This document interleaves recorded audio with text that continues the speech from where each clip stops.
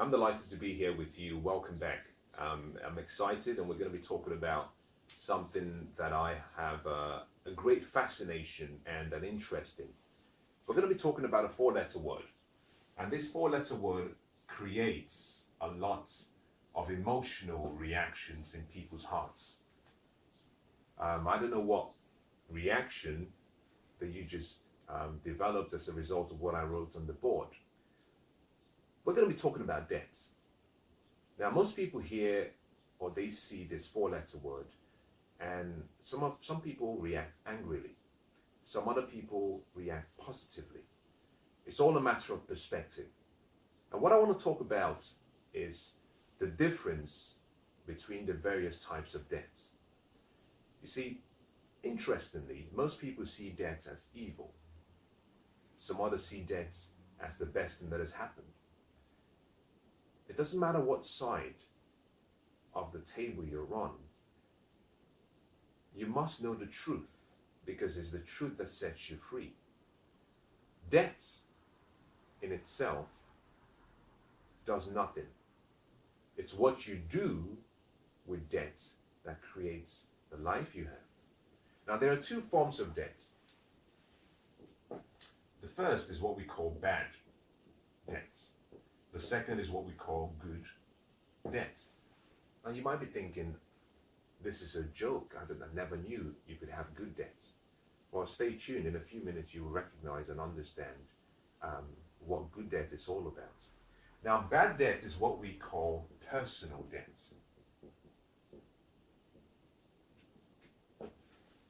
And personal debts and bad debts should be avoided at all costs. You see, debt has stolen more destinies than anything that I can think about. And part of the reason for that is because of one word.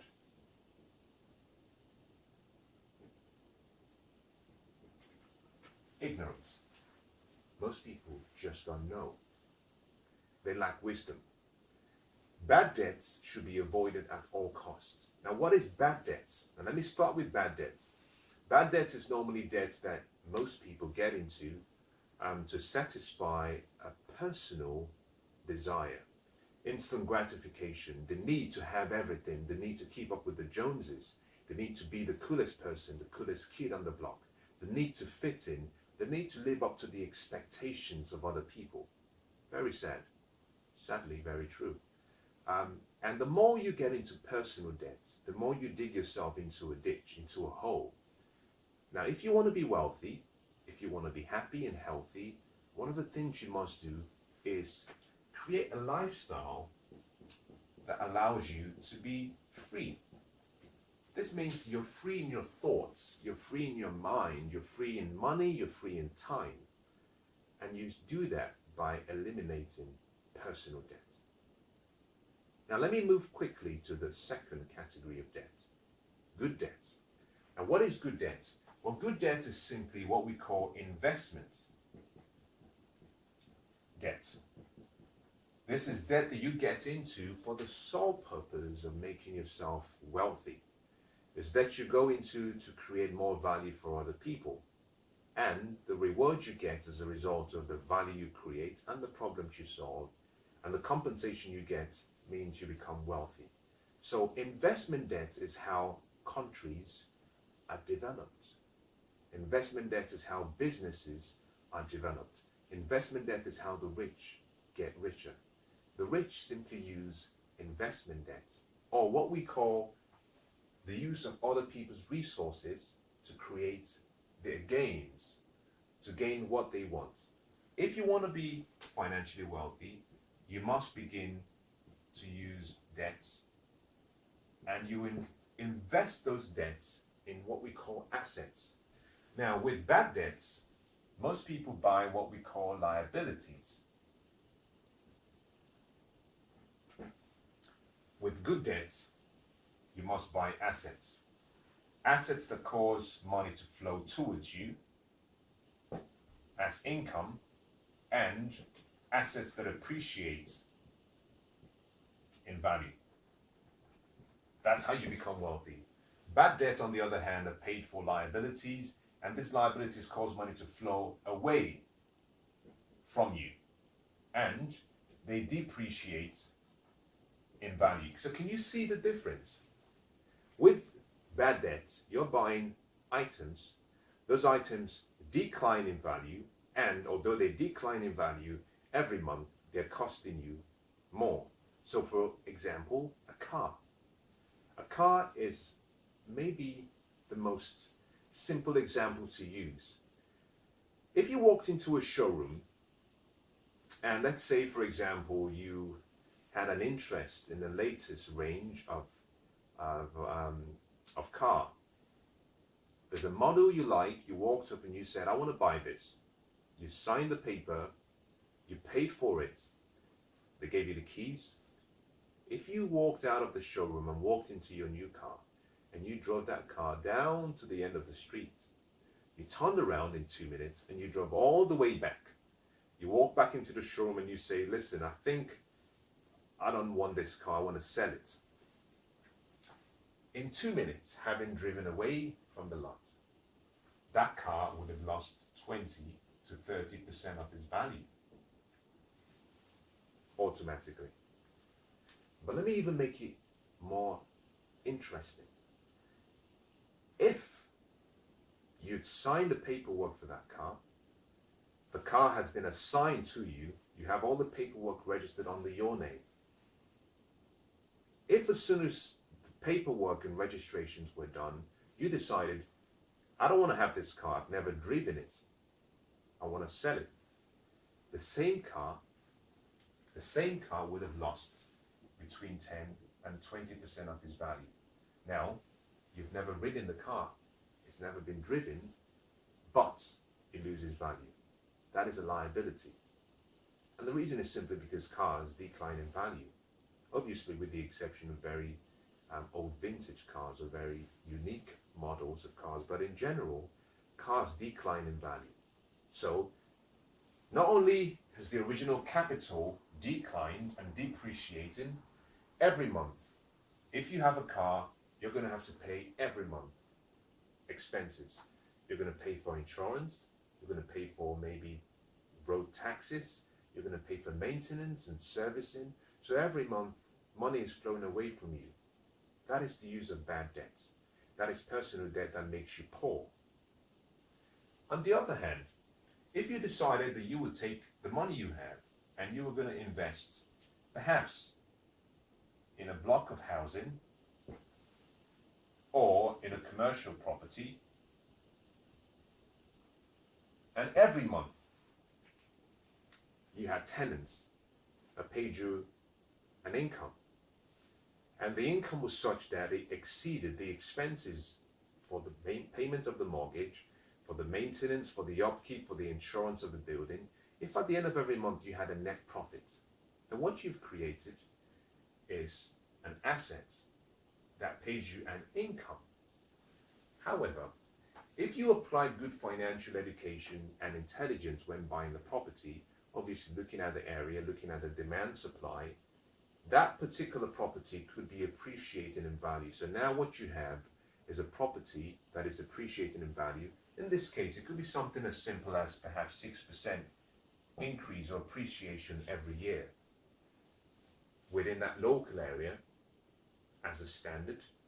But in addition to that, it's paying you an income. Now what you have now is an investment debt. The investment debt will make you wealthier. The bad debt or the personal debt will make you poorer. I hope that's been useful. Let me conclude by saying this.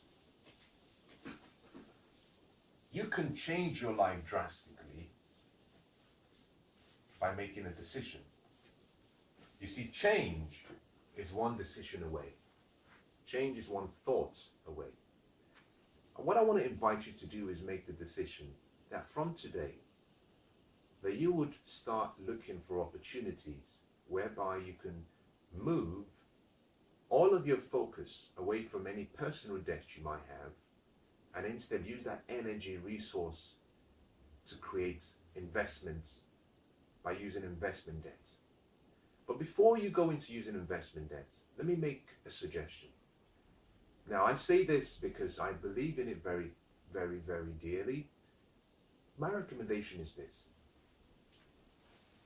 invest first in your financial education. You see, you are the lowest common denominator. The selected product, the vehicle, does not make the investment. The plan supporting the product, the vehicle, or the option decides the success of the investment. However, the investor is the one who makes the plan worth the investment. So you are the lowest common denominator. And so my first recommendation to you is never use investment debt until you have, over time, not over 1 month or 2 months. This has to be something you do over a few years and you do consistently and daily. Over time, invest in your financial education. You see, because knowledge is being almost reintroduced on a daily basis. And you have to become a lifelong learner if you're going to be financially wealthy. So the first thing I want you to do is commit to investing in yourself, your education. Now here is my recommendation number 2. 5% to 10% of your time should be invested every day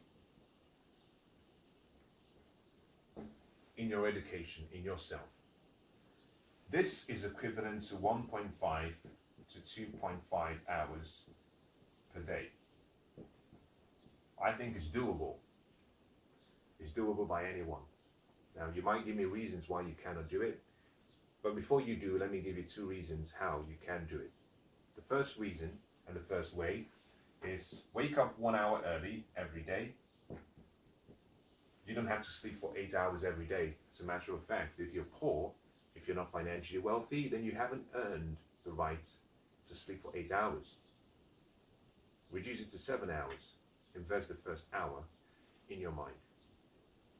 That already helps you achieve the 5%.